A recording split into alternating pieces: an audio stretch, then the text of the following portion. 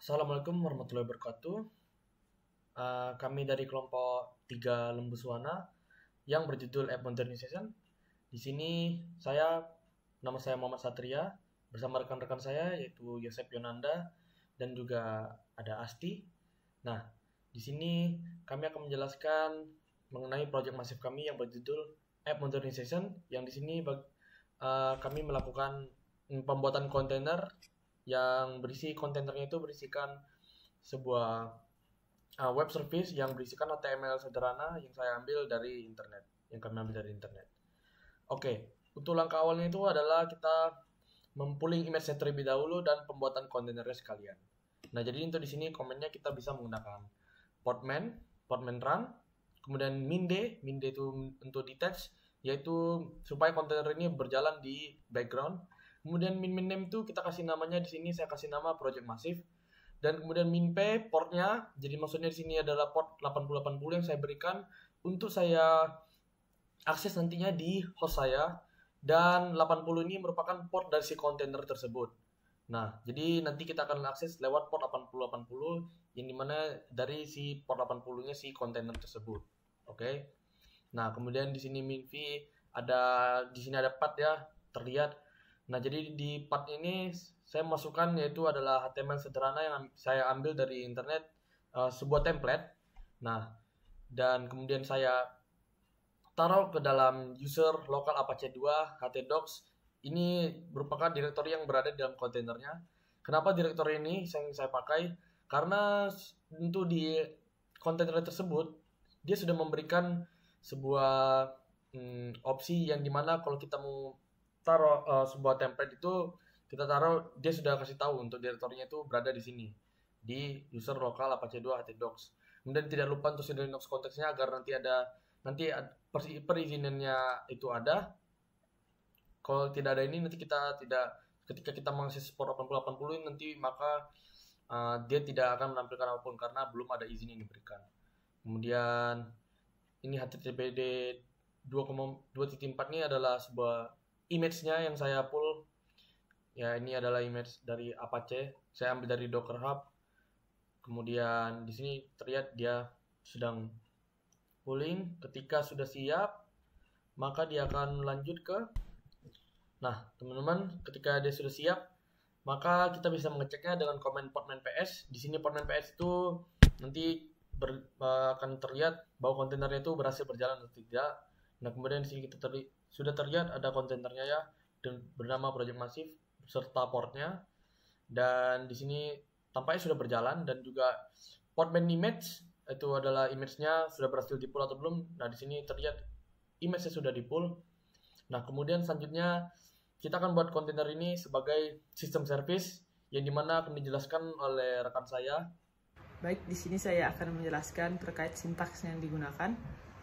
Di sini kita menggunakan mkdir /home /satria /config/systemd/user. Kita menggunakan sintaks mkdir untuk membuat direktori baru.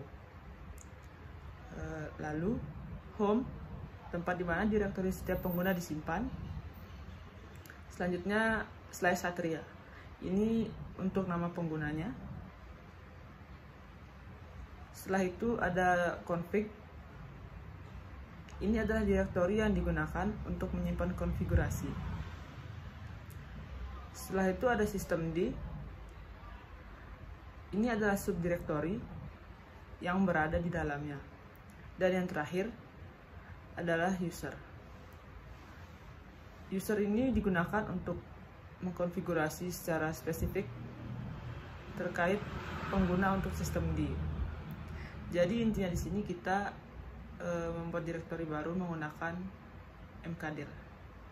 Selanjutnya, setelah membuat direktori baru, di sini kita menggunakan cd /home /satria /config /systemd/user.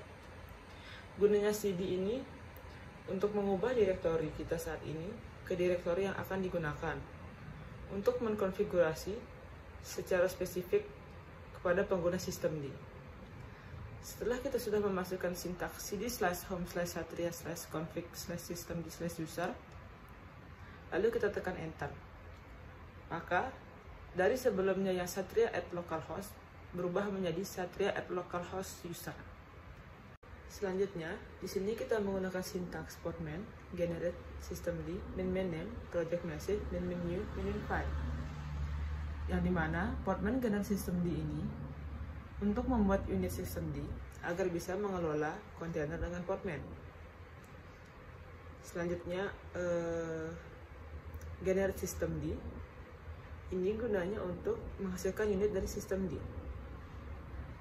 Lalu ada min name. Ini untuk menentukan nama yang akan dibuat. Jadi di sini kita beri nama project massive. Selanjutnya ada min new. Min new ini untuk menandakan bahwa unit atau file baru harus dibuat. Dan terakhir ada min file. Min file ini menunjukkan bahwa file harus dihasilkan sebagai output. Setelah selesai membuat file-file unit yang diperlukan untuk mengelola kontainer dengan nama project massive menggunakan portman, setelah itu kita gunakan perintah ls untuk melihat hasilnya. Dan di sini sudah terlihat hasilnya, yaitu container project massive.service. Saya akan menjelaskan tahapan selanjutnya. Yang pertama adalah command systemctl min user daemon min reload. Systemctl atau system control digunakan untuk mengontrol sistem dan layanan dalam sistem. Min user adalah option yang menunjukkan bahwa command ini hanya berinteraksi pada sistem user yang digunakan, yang berarti user Satria yang saat ini kita gunakan. Daemon min reload adalah perintah untuk mereload atau memulai ulang konfigurasi yang ada. Jadi, tujuan dari command ini adalah untuk memberitahu sistem agar membuat ulang konfigurasi unit-unit yang terkait dengan user yang saat ini kita gunakan, yaitu user Satria. Selanjutnya, ada command systemctl min user enable min now container min project massive.service. Terdapat option enable yang digunakan untuk mengaktifkan layanan, dan option min now digunakan untuk langsung memulai layanan tanpa harus memulai reboot terlebih dahulu. Dan container min project massive.service adalah nama service. Jadi, tujuan dari command ini adalah untuk mengaktifkan dan memulai layanan bernama container min project massive.service di dalam user Satria, sehingga layanan tersebut akan dijalankan secara otomatis setiap kali user Satria masuk ke dalam sistem.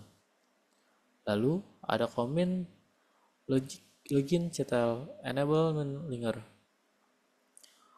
Loginctl atau login control digunakan untuk mengelola sesi user. Option enable min linger adalah memungkinkan proses yang dimulai oleh user untuk tetap berjalan di latar belakang bahkan setelah user tersebut logout. Jadi, tujuan dari perintah ini adalah untuk memungkinkan sesi user Satria dan proses yang terkait untuk tetap berjalan setelah user Satria keluar dari sesi mereka. Setelah itu, mari kita coba buka browser dan menjalankan localhost 2 dengan memasukkan nama port yang sebelumnya kita masukkan, yaitu 8080. Jika komen-komen yang sebelumnya telah berhasil, maka akan menampilkan halaman HTML yang telah kita masukkan. Oke teman-teman, jadi begitulah kurang lebih video demonstrasi yang dapat kami berikan pada kesempatan kali ini, yang dimana kita telah berhasil membuat sebuah kontainer yang berisikan sebuah halaman web sederhana. Dan begitulah semua dari kami, kurang lebih mohon maaf. Wassalamualaikum warahmatullahi wabarakatuh.